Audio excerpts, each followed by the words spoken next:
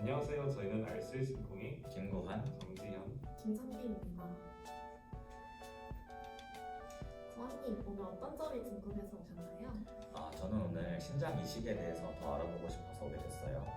그럼 오늘 저희와 함께 신장 이식에 대해 알아보는 시간을 가져볼까요? 신장 이식은 어떤 경우에 하게 되나요? 신장 이식은 신장이 정상 기능을 하지 못하는 말기 심부전 환자에게 시행되는 신대체요법 중 가장 이상적인 치료입니다. 그렇군요. 그럼 신장 이식은 어떤 면에서 투석과 같은 다른 치료보다 좋은 점이 있을까요? 신장 이식이 투석에 비해서 가지는 장점은 다양합니다. 신장이 거의 정상 기능을 갖게 되어 투석으로 잘 빠져나가지 않는 노폐물도 제거할 수 있고 저혈 호르몬이나 활성화 비타민과 같은 호르몬들이 만들어집니다. 또한 투석을 하지 않아도 되기 때문에 시간을 자유롭게 쓸 수 있으며 거의 정상적인 식사와 생활이 가능합니다. 네, 정말 여러 가지 면에서 환자분들에게 도움이 될 것 같네요. 그렇다면 혹시 부작용이나 다른 단점은 없을까요? 네, 큰 수술을 받아야 하는 정신적, 육체적, 경제적 부담이 있고 이식 후에 거부 반응이 나타날 수도 있습니다. 따라서 평생 면역 억제제를 먹어야 하고 이로 인하여 감염이나 암 같은 면역 억제제 부작용이 생길 수도 있습니다.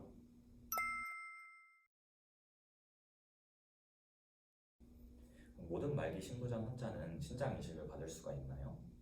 수술을 받기 어려운 심각한 전신질환인 뇌졸중, 심한 폐질환, 심한 심장병, 심한 간질환을 가지고 있거나 악성 종양, 활동성 감염, 활동성 사구체 신염을 가지고 있는 경우에는 제한이 있을 수 있습니다. 또한 고령, 방광이나 하부 요로 구조 이상, 복부 혈관이 막혀서 새 신장을 붙일 혈관이 없는 경우, 이식 후 약을 제대로 복용할 능력이 없는 경우, 이식 후 재발이 잦은 신장병을 가지고 있는 분은 이식을 준비하는 단계에서 신장내과 전문의 및 이식외과 전문의와 충분히 수술 가능성 및 장단점을 고려하여 이식을 진행합니다.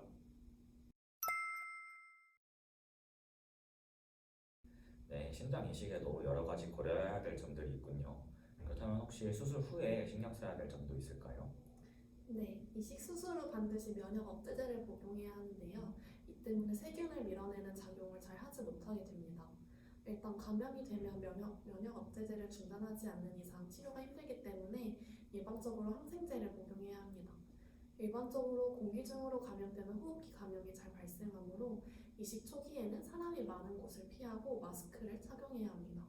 또한 요로 감염, 급성 위장염, 상처 감염 등 다양한 감염 위험이 있고 감염은 이식 환자에게 생명과도 직결되는 중요한 문제이므로 항생제를 반드시 잘 복용해야 합니다. 네, 감염에 대해서도 정말 주의해야겠군요.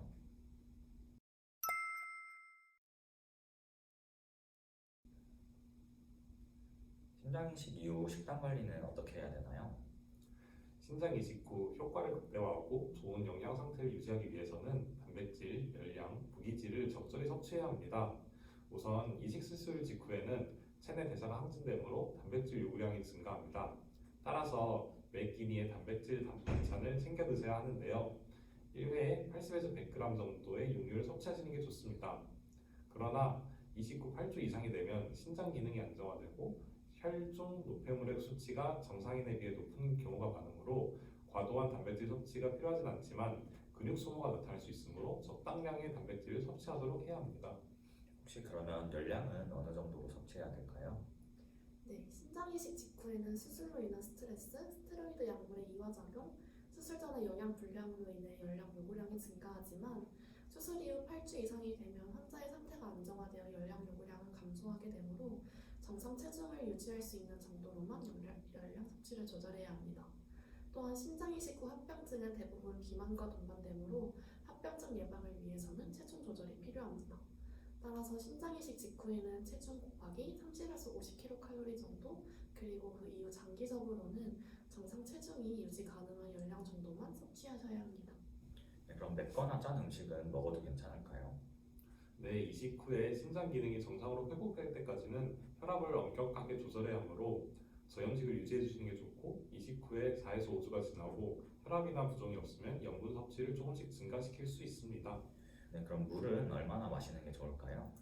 네, 수분을 충분히 섭취해서 심장이 탈수되지 않도록 하는 것이 중요한데요.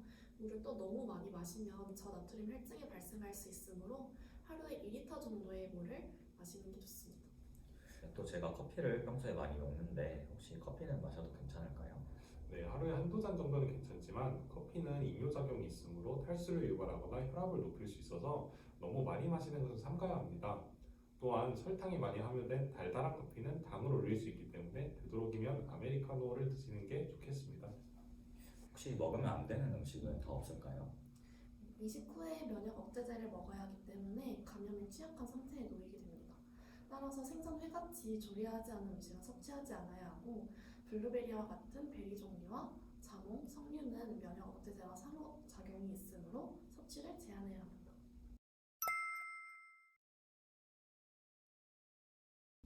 그렇다면 이 외로 일상생활에서 주의해야 될 점들이 있을까요? 무거운 것을 들거나 육체적으로 힘든 일은 2에서 3개월 정도 피하는 것이 좋습니다. 운동은 가벼운 것부터 점차 증가시키시고 수술 부위에 충격이 가해질 수 있는 운동은 피하시는 게 좋겠습니다. 또한 면역 억제제로 인해 간 독성이나 종양 발생 가능성이 높기 때문에 음주와 흡연을 피해야 합니다. 또한 탁과 진료 시 심장이식 환자임을 밝히고 예방접종이나 임신 계획이 있으시면 미리 의사와 상담하시는 게 좋습니다. 오늘 심장 이식에 대해 여러 가지 이야기 나눠보았는데 도움이 되셨을까요? 네, 도움이 많이 되는 유익한 시간이었습니다. 그럼 지금까지 알쓸 심플의